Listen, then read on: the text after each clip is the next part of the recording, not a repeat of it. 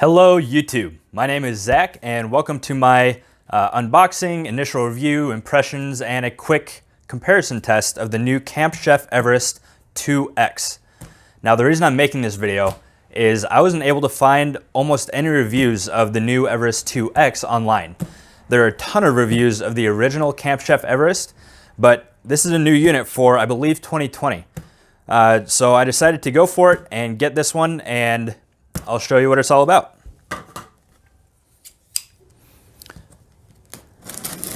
So I was in the market for a new camping 2-burner stove because what I have currently is just a Coleman Signature Series Grill stove combo, which is a nice unit, but for me it's just a little bit too bulky and a little bit too messy to clean up when you're out camping.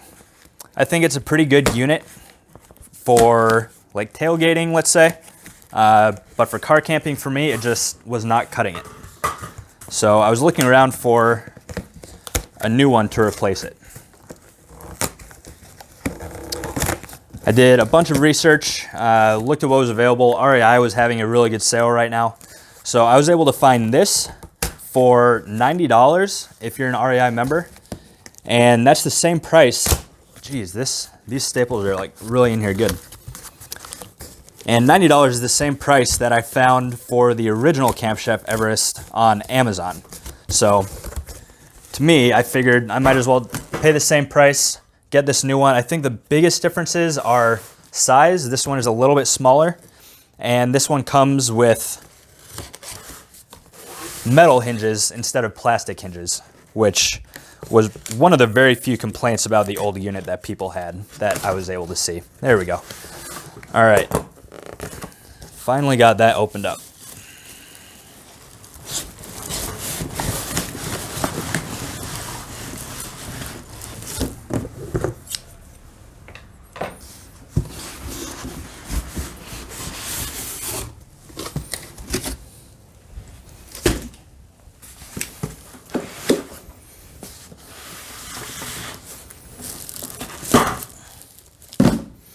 Packaged in there really well. It's nice and protected during shipping.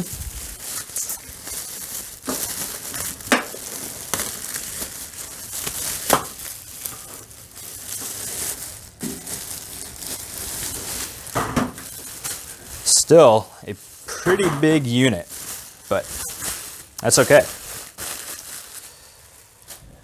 So here it is. Here are the metal hinges that I was talking about. The old one had 2 plastic hinges that were right about here. So those feel pretty nice, I think.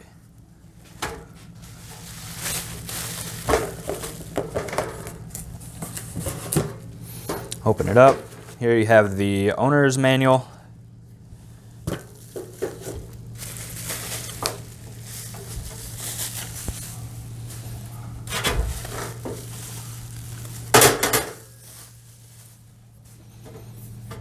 And these are nice. There's a little slot in here that these actually slide into. And then from there, you take the hinges that close the top and actually clamp those down so they don't move around. And that's something that I didn't really like about the Coleman Signature Grill stove combo that I have, is they move around quite a bit. All right, now I need scissors again to get this part out.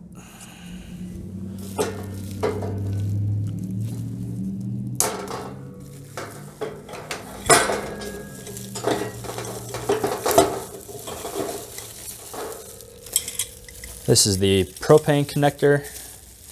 I would definitely advise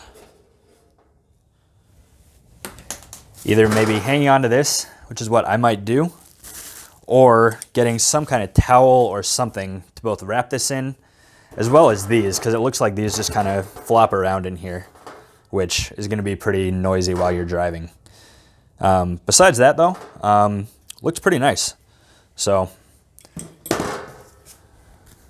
put that off to the side.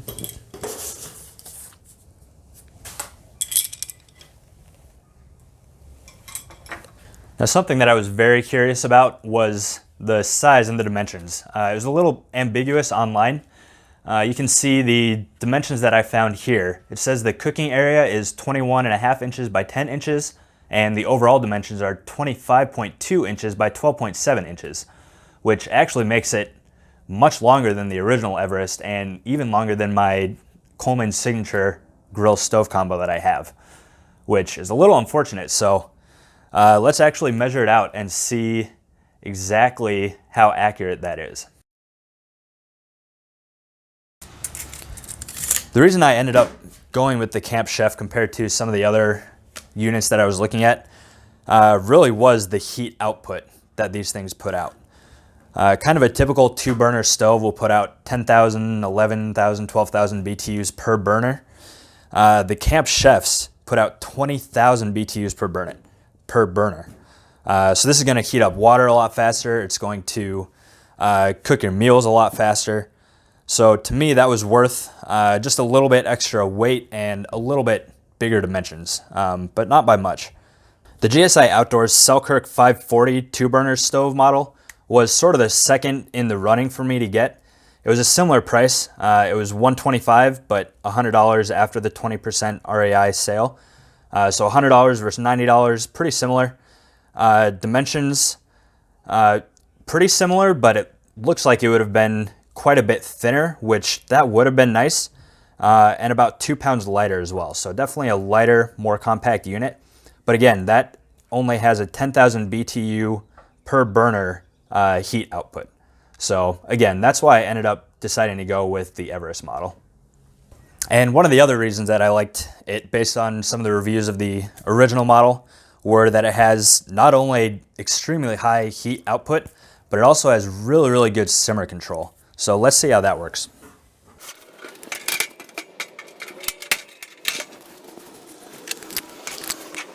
Now this part over here is just like any other kind of 2-burner stove.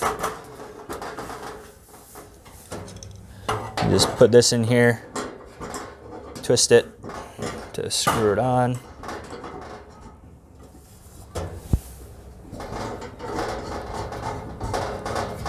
I apologize, I'm not used to having to do this at this kind of angle.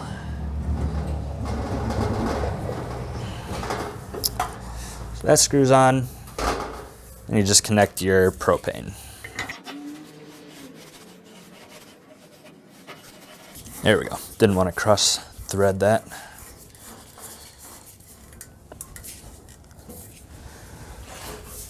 Ugh, my table is a little bit too small. Here we go. Let's turn it like this. Whew, okay, improvising. All right, now let's see how these work. So this will be the auto ignition. So we will crank this guy all the way up.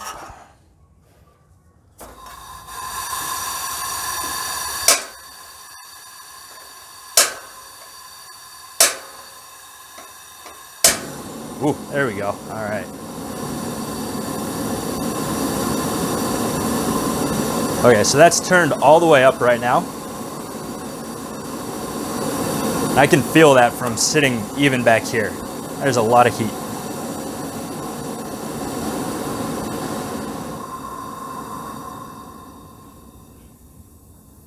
And that's still on. I don't know if you can see that in the video.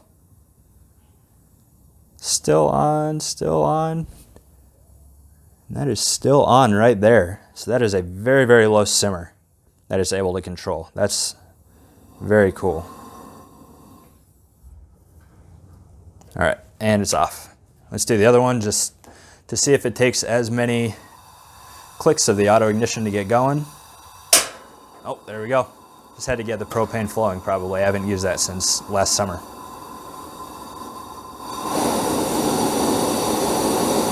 Ooh, baby, I cannot wait to use that to cook.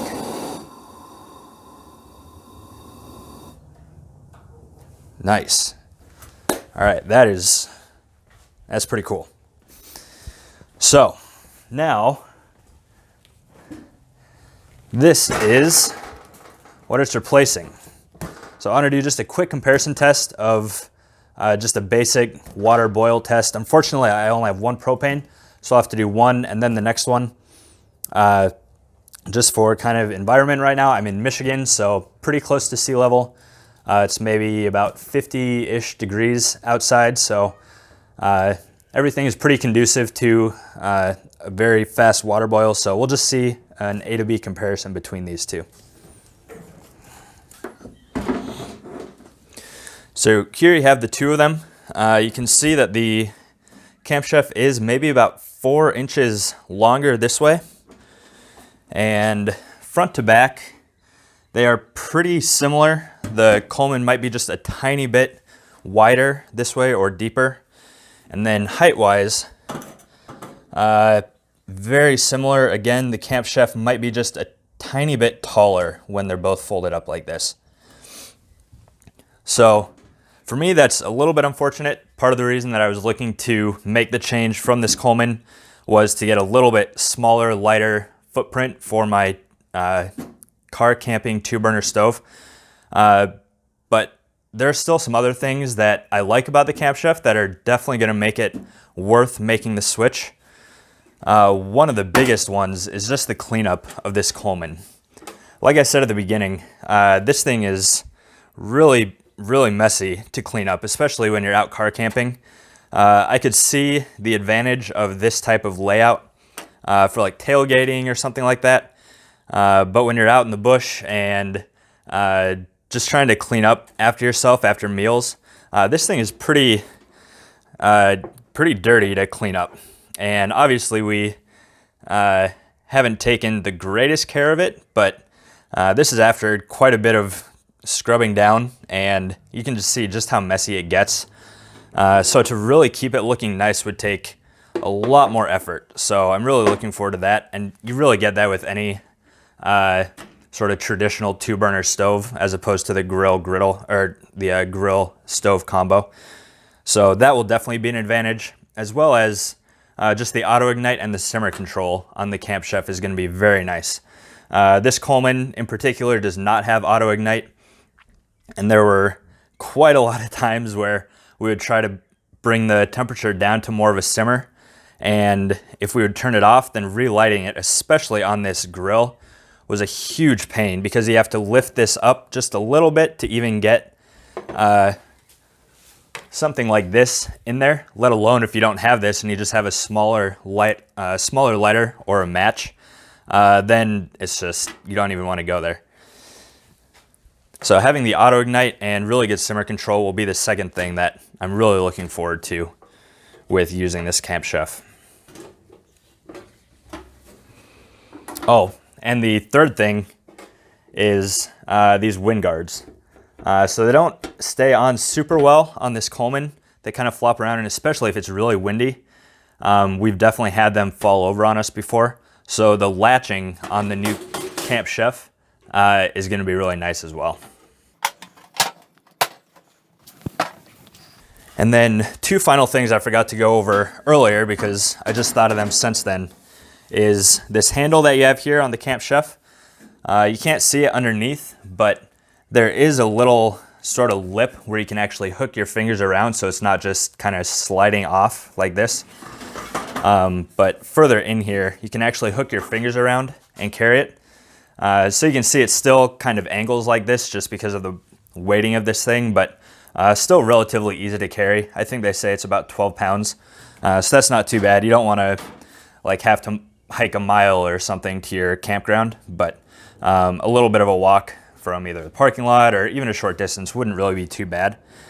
And then I was thinking about the differences between the original Camp Chef Everest and this Everest 2X, and just kind of wondering why they didn't really change the overall dimensions that much, but they still made the cooking area smaller. And I think it's probably to sort of be able to tuck in these knobs so that they're not protruding when you're trying to pack it away.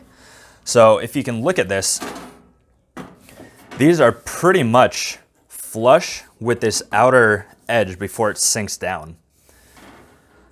And so that will really help, I would guess, in protecting these knobs from wear and tear and maybe getting hit or damaged. So it should just help with kind of the durability of those. So I think that's probably why they did it, and I think that's actually pretty smart. So anyway, that is my quick unboxing and review and comparison of the new Camp Chef Everest 2X. I hope you guys enjoyed watching this video.